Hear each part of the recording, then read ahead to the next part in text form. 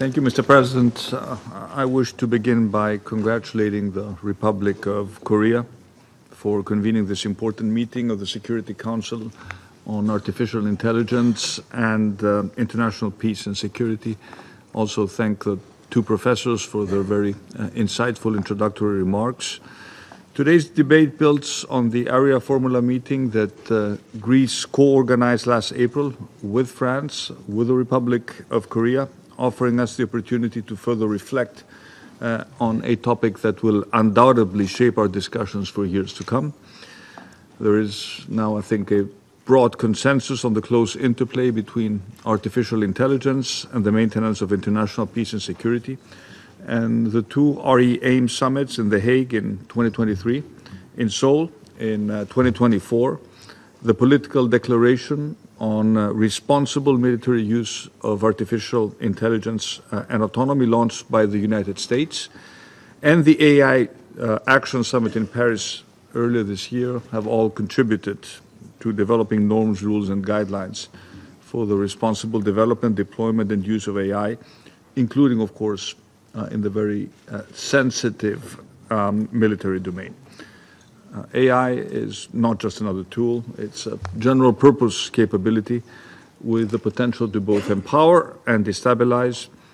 In the right hands, it can strengthen peacekeeping, it can improve early warning systems, it can accelerate humanitarian relief, just to offer a few examples.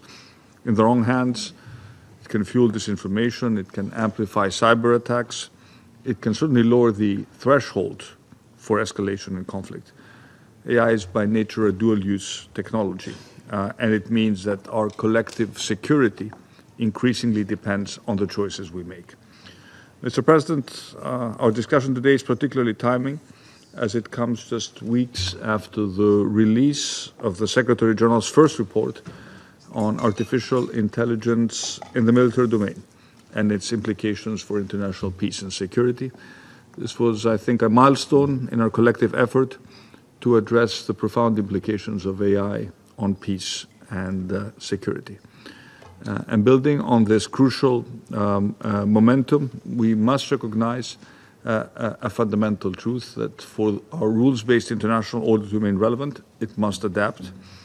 Just as past institutions, generations build new institutions to govern nuclear energy, but also nuclear weapons and arms control, so too we now must develop new mechanisms to ensure that AI innovation reinforces not just peace and security, but also human dignity.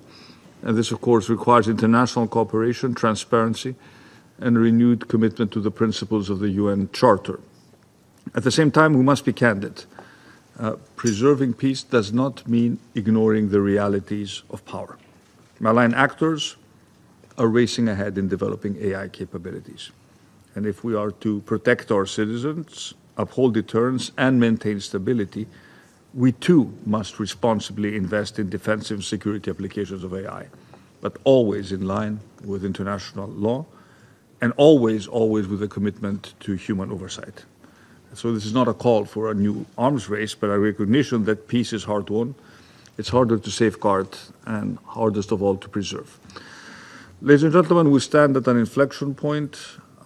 The choices we make on artificial intelligence will not only redefine the balance of power, but also determine whether technology becomes a force for human progress or a drive of human peril. And the Security Council itself must rise to the occasion, just as it once rose to meet the challenges of nuclear weapons, the challenges of peacekeeping, so too now it must rise to govern the age of AI.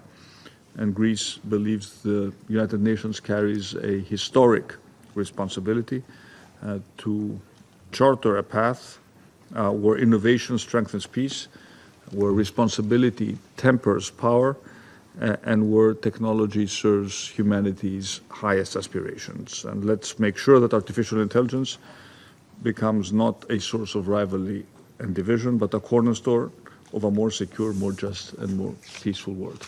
Thank you.